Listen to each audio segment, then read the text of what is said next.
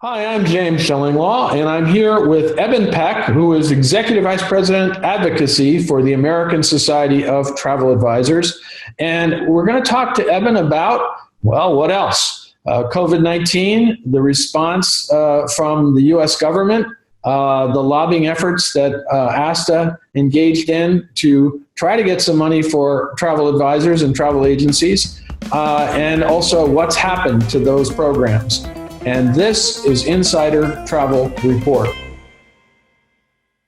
Now, Eben, first of all, hello, how are you? Everything okay? James, thanks for having me. I appreciate it. Yeah, you have a very nice office. I love the diploma in the background. I gotta figure out some Zoom backgrounds pretty soon, right? Yeah. Get a little travel thing going. But that's great to hear. But let's talk about how this is all played out. ASTA should be commended for getting really considered a great legislative lobbying victory when it was able to get Congress to pass the $2 trillion CARES Act. And it was supposed to help all these small businesses, including travel agencies and individual travel advisors, survive the crisis. What has happened to sort of each part of the CARES Act as passed originally? Yeah, well, great question, obviously. So it was quite a scramble going into the CARES Act, and we're talking about mid to late March at this point. And we worked around the clock. We were trying to get as much financial relief for as many of our members as possible. And so when the bill finally came out, it looked like there was some options. There was the Paycheck Protection Program, which everyone's familiar with now. They put more money into the SBA existing emergency loan program. They expanded unemployment benefits to independent contractors. And we were named as part of the Treasury loan program, ticket agents, which is the statutory term for travel agencies. So it felt like our big members had options, our mid-sized members had options, and our smallest members had options too. Now, unfortunately, as you know, each of these programs has had varying levels of difficulty getting off the ground, all without precedent. We've never seen anything like this before. These were all brand new programs. And so it's been bumpy for sure. So we've been keeping in really close touch with our members and just trying to help them through the process. Created a whole member resource page with videos and PowerPoints and FAQs. And again, with our North Star being getting as much relief for as many of our members as possible. So just real briefly, I mean, folks are aware of a lot of this, but the PPP ran out of money pretty quickly in about 2 weeks. The emergency loan program ran out almost immediately, and they started SBA started limiting the amount of money they were giving out pretty dramatically. The Treasury loan program, a little slow to get up and running, but they did start taking applications on April 8th. The window closed on April 17th. And then probably the biggest bumps in the road was for the state unemployment programs covering ICs. This was a mandate from Congress. They did provided funding for it too, but the states, all 50 states, had to set up a basically brand new system from scratch. So what I heard on Thursday is that almost every state, with one or two exceptions, is now accepting applications for independent contractors to get unemployment. That'll take a little time to that money to get in people's bank accounts. Yeah, you were seeing that different states were really acting. I know I was on a call about a week ago, 2 weeks ago, and you said, well, Michigan has now finally gotten their act together. And now you're saying that hopefully the other states have done the same, at least for the unemployment benefits, which would benefit mostly independent contractors who then can now apply because previously they could not, since they were not considered employees. That's right. As of Thursday, 48 out of the 50 states are now accepting applications for ICs, which is great. Now, where did all the money go for that PPP program? We heard lots of stories about larger companies somehow getting that money for themselves that seemed well beyond and much larger than the limits that we thought could be had, really. And of course, travel agencies, for the most part, except for the bigger ones, really should have had access to that program then. Yeah, I mean, obviously demand far outstripped the amount of money that was made available. Now you got to remember, this bill was written over a 2 or 3 day period in kind of mid-March. So things looked a lot different back then. We felt like there was going to be one big relief package and then kind of things would get back to normal. Obviously, that's not going to happen. So demand was 10x, 100x of the available funds, and you saw that through the fact of the money going so quickly. So they put in more money, another $310 billion. As I sit here, that has not been exhausted yet. They also made some changes in terms of limiting how many loans could go through a specific bank. So the big banks couldn't suck up basically all the loans for their existing customers. It seems like this second round has been a little smoother in terms of making sure the money's going where it's intended to go. And James, I'll just share with you we have some new survey data. So we did, just on the PPP now, we did a survey in mid-April, closing April 20th. 66% of respondents had applied for PPP. Only 20% had been approved. So as of today, 53.6% have been approved for their PPP. So no, that's great news, because I did hear that 20% figure last week from Zane, and I saw that you were doing a new survey to get it up that higher, and hopefully eventually a much larger percentage will get approved, right? That's right. Now this is going to buy them a couple months, really, if you get a PPP loan, and hope to God that things are coming back by the end of that. And of course, there's the next round. I think there's a widespread agreement in Congress that this program is far from perfect, needs more funding, needs some of the rules tweaked. And that's kind of what we're focused on primarily right now. Now, what are you, I know you put out a document actually a few weeks ago about what you were looking for from this so-called round 4 of relief. What is ASTA specifically asking from Congress and the administration at this time? Well, it's more funding, which again, it hasn't run out yet, but it's going to probably run out in the next few days. Extend the program through the end of the year. Make the loan sizes bigger. Right now, it's 250% of monthly payroll. We think it should be 400% of all business expenses. The one that is really, I think, of most concern is this hire back provision. Once you get the loan and you bring everybody back, your payroll for the next 8 weeks essentially is what can be forgiven. So we have members saying, and this makes sense, I'm bringing my people back. That's the intent of this program. However, I fear there's going to be no business at the end of these 8 weeks, and we're going to have to lay these people off again. So we're making that case on Capitol Hill, and I know that others are as well. Yeah, now that is a problem, because you bring everybody back, there's really no business to be had. What are they going to do? And you'll pay them for a little while, and then maybe, unfortunately, if this does get extended, and I mean, sadly, right now, it looks like it will be going well into the summer from most of what I can see. We just had a notation from Carnival Cruise Lines that they won't be resuming bookings until well into August, the end of August. And we expected that to happen. What are you telling your members to do now in terms of helping you lobby Congress so it understands how crucial all of this is? Sure. Well, we're having conversations pretty much multiple times a day with congressional offices. In some cases, we're bringing members in from those states or districts. We had a huge grassroots push around the CARES Act, 28,000 messages sent, which we've never seen anything like that before. To give you a sense of the last big fight was in California last year, which we had about 2,900 messages. So 10x that just speaks to the urgency. And then when Congress was doing the kind of interim bill to refund the PPP, we had another grassroots campaign going. I think we're going to give it a couple days to see what's going to happen. Senate's in, House is not in yet. What's the timeline? What are we looking at here? And then we'll be doing another grassroots campaign. But there's no harm right now in sharing your views with your members of Congress. You can do that through our website, pointing out these inconsistencies with some of these programs. So our members have done a tremendous amount already. We will be calling them on them again.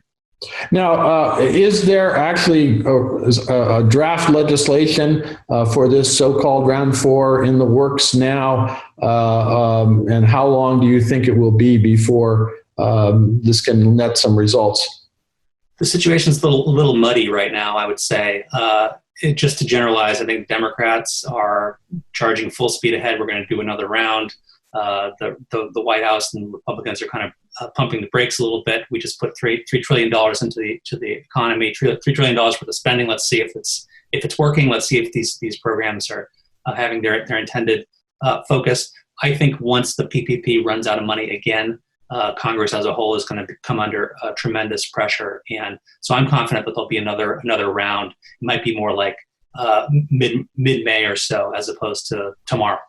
Well, it was encouraging. It is encouraging that you said the state unemployment offices are getting their act together, and that so that independent contractors and people like that, which is one of the biggest models today in the travel agency business, will have access to some money. Also encouraging that you said the most recent round of funding hasn't totally been exhausted. Yeah, I think they're moving more deliberately. It feels like this time around. It was a real scramble. It was very chaotic when the PPP first opened up.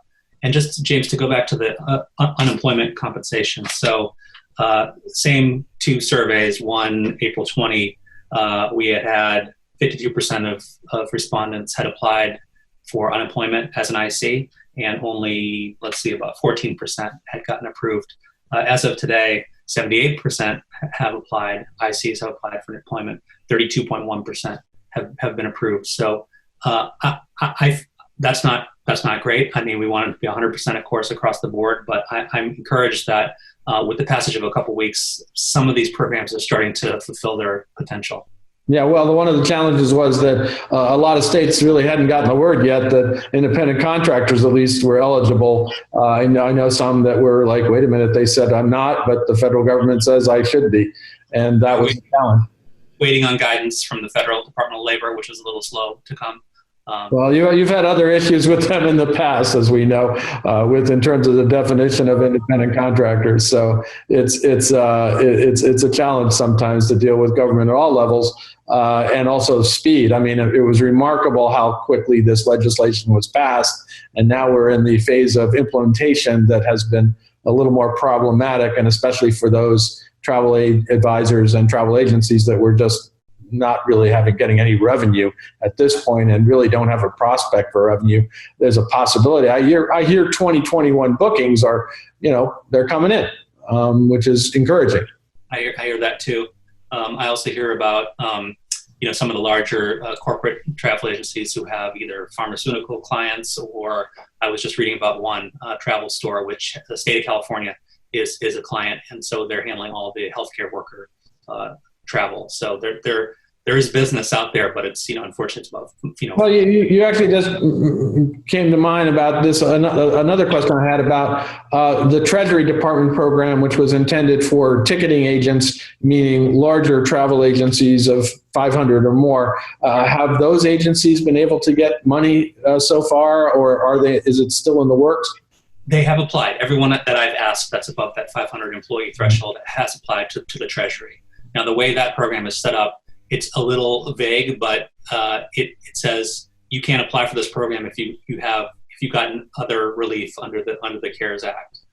So I think a layman would say that means you can't get a PPP and then also go to the Treasury Department. That has not been tested. But yes, every larger agency that I've asked has applied to Treasury, because they're just looking for any option that they can.